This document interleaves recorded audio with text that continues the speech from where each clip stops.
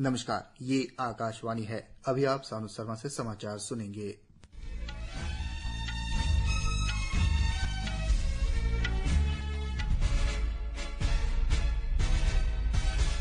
पहले मुख्य समाचार। दुनिया भर में आज अंतर्राष्ट्रीय योग दिवस मनाया जा रहा है। प्रधानमंत्री नरेंद्र मोदी ने श्रीनगर से समारोह का नेतृत्व किया। कार्यक्रम में जम्मू कश्मीर के उपराज्यपाल मनोज सिन्हा, केंद्रीय मंत्री प्रताप राव, गणपत राव यादव और कई अन्य गणमान्य व्यक्ति शामिल हुए। दिल्ली आबकारी नीति मामले में मुख्यमंत्री अरविंद केजरीवाल को जमानत देने के विशेष अदालत के आदेश के खिलाफ प्रवर्तन निदेशालय ने आज दिल्ली उच्च न्यायालय में चुनौती दी। सर्वोच्च न्यायालय ने मेडिकल स्नातक प्रवेश परीक्षा नीट यूजी की इस वर्ष की काउंसिलिंग प्रक्रिया रोकने से इनकार कर दिया है और राष्ट्रीय परीक्षा एजेंसी को नोटिस भेजा है। निर्वाचन आयोग ने जम्मू कश्मीर में मतदाता सूची को अद्यतन करने का निर्देश दिया। अब समाचार विस्तार से। दुनिया भर में आज अंतर्राष्ट्रीय योग दिवस मनाया जा रहा है। देश में मुख्य समारोह जम्मू कश्मीर के श्रीनगर में शेर कश्मीर अंतर्राष्ट्रीय सम्मेलन केंद्र में आयोजित किया गया। प्रधानमंत्री नरेंद्र मोदी ने श्रीनगर से समारोह का नेतृत्व किया। कार्यक्रम में जम्मू कश्मीर के उपराज्यपाल मनोज सिन्हा, केंद्रीय मंत्री प्रताप राव, गणपत राव यादव और कई अन्य गणमान्य व्यक्ति शामिल हुए। इस अवसर पर प्रधानमंत्री ने जनसभा को संबोधित किया। इस सत्र में शारीरिक, मानसिक और आध्यात्मिक विकास में योग के महत्व पर जोर दिया गया। उन्होंने कहा कि दुनिया भर में योग अपनाने वालों की संख्या बढ़ती जा रही है और इसकी उपयोगिता को भी लोग पहचान रहे हैं। उन्होंने कहा कि विश्व नेता अपनी बातचीत के दौरान योग पर अक्सर चर्चा करते हैं। दुनिया भर में योग की बढ़ती स्वीकार्यता के बारे में प्रधानमंत्री ने 2015 में तुर्कमेनिस्तान की अपनी यात्रा का जिक्र किया। उन्होंने बताया कि तुर्कमेनिस्तान में सरकारी मेडिकल विश्वविद्यालय ने योग चिकित्सा को शामिल किया है। सऊदी अरब ने भी इसे अपनी शिक्षा प्रणाली का हिस्सा बनाया है और मंगोलिया योग फाउंडेशन कई योग विद्यालय चला रहा है। प्रधानमंत्री ने यूरोप में योग की स्वीकार्यता की जानकारी देते हुए कहा कि अब तक 1.5 करोड़ जर्मन नागरिक योग अभ्यास कर चुके हैं। श्री मोदी ने कहा कि योग आज शोध का विषय बन गया है और कई शोध पत्र पहले ही प्रकाशित हो चुकी है।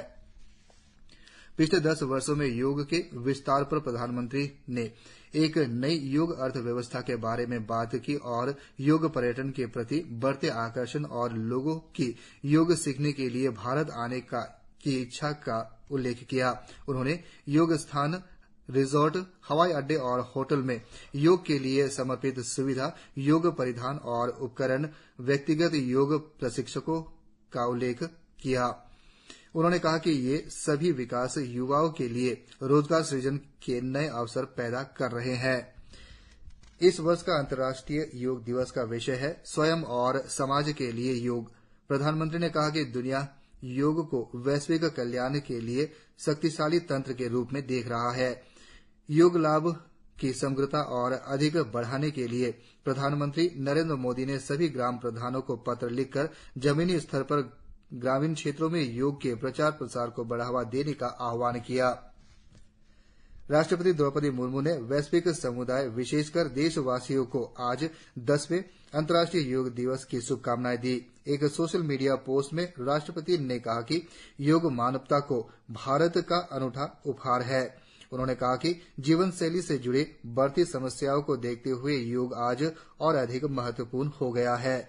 योग शारीरिक और मानसिक स्वास्थ्य तथा आध्यात्मिक उन्नति में सहायक है।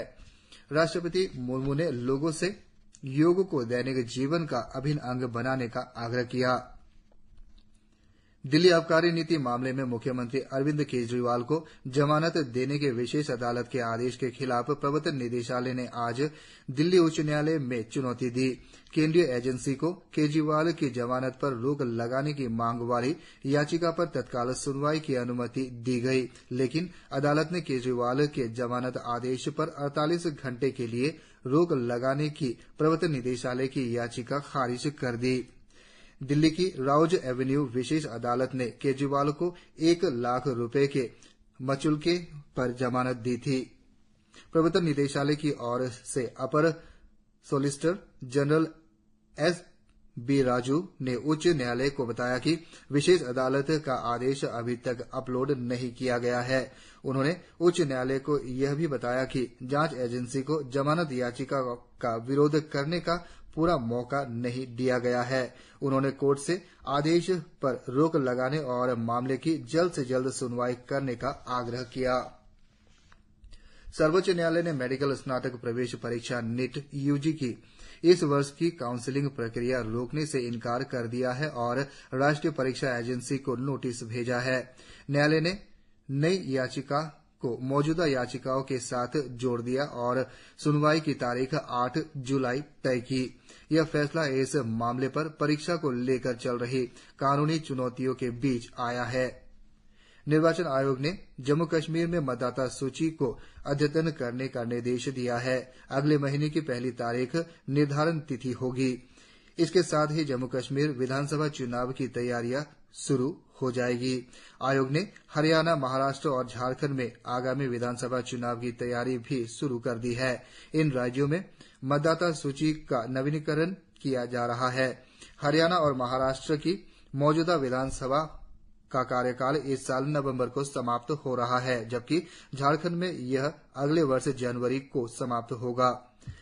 जन प्रतिनिधित्व अधिनियम 1950 में संशोधन के बाद अब वर्ष में 4 निर्धारित तिथियों का प्रावधान उपलब्ध है। इसका उद्देश्य सभी पात्र और गैर नामांकित नागरिकों को स्वयं को मतदाता के रूप में पंजीकृत करने का अवसर प्रदान करना है। वित्त मंत्री निर्मला सीतारमण ने आगामी आम बजट से पहले आज नई दिल्ली में किसान संगठनों के प्रतिनिधियों और कृषि अर्थशास्त्रियों के साथ परामर्श किया। बैठक में वित्त राज्य मंत्री पंकज चौधरी, वित्तीय सचिव टीवी सोमनाथन, मुख्य आर्थिक सलाहकार वी अनंत नागेश्वरन, आर्थिक कार्य विभाग के सचिव और कृषि मंत्रालय के वरिष्ठ अधिकारी उपस्थित थे। इससे पहले वित्त मंत्री ने वित्तीय और पूंजी बाजार क्षेत्र के प्रमुख विशेषज्ञों, उद्योग जगत के प्रतिनिधियों तथा संघों और प्रमुख अर्थशास्त्रियों के साथ बजट पूर्व चर्चा की थी। मौसम विभाग ने अगले 5 दिनों में केरल, तटीय और अंदरूनी दक्षिण कर्नाटक, कोंकण और गोवा में तेज मूसलाधार वर्षा का अनुमान व्यक्त किया है। मौसम विभाग ने कहा है कि पूर्वोत्तर असम और आसपास के क्षेत्रों में एक चक्रवाती परिसंचरण बनने की संभावना है। इसके प्रभाव से अगले 5 दिनों के दौरान अरुणाचल प्रदेश, असम और मेघालय, नागालैंड, मणिपुर, मिजोरम, त्रिपुरा और पश्चिम बंगाल के हिमालय के तराई वाले इलाकों में व्यापक रूप से हल्की से मध्यम वर्षा होने की संभावना है। मौसम विभाग के वैज्ञानिक सोम सेन राय ने आकाशवाणी समाचार को बताया कि पश्चिम उत्तर प्रदेश के अलग अलग हिस्सों में सोमवार तक और जम्मू संभाग में मंगलवार तक लू चलने की संभावना है। केंद्रीय रक्षा राज्य मंत्री संजय सेठ ने आज देश की जल सीमाओं पर सुरक्षा उपायों की समीक्षा की। रामेश्वरम के अरिचलमुनई में योग कार्यक्रम के बाद केंद्रीय मंत्री ने होवरक्राफ्ट से भारतीय सीमाओं का दौरा किया। उन्होंने रामेश्वरम में मंडपम शिविर का भी दौरा किया और अधिकारियों के साथ चर्चा की। उन्होंने रामेश्वरम में अंतिम भारतीय चौकी पर राष्ट्रीय ध्वज को सलामी दी। तमिलनाडु के कल्लाकुरिची जहरीली शराब त्रासदी में मृतकों की संख्या बढ़कर 47 हो गई है। इसका 165 लोगों पर दुष्प्रभाव पड़ा है। कल्लाकुरिची में मीडिया से बातचीत में जिला कलेक्टर MS प्रशांत ने कहा कि 118 लोगों का इलाज चल रहा है और 6 लोगों की हालत गंभीर है। इलाज के बाद 68 लोगों की हालत बेहतर हो रही है। इस बीच जहरीली शराब त्रासदी में गिरफ्तार सभी 4 लोगों को 15 दिन की न्यायिक हिरासत में भेज दिया गया है। WTA Veneto open tennis tournament में भारत की अंकिता रैना आज शाम इटली के गाइबा में महिला सिंगल क्वार्टर फाइनल में स्विट्जरलैंड के सुसान वनडेची से खेलेगी।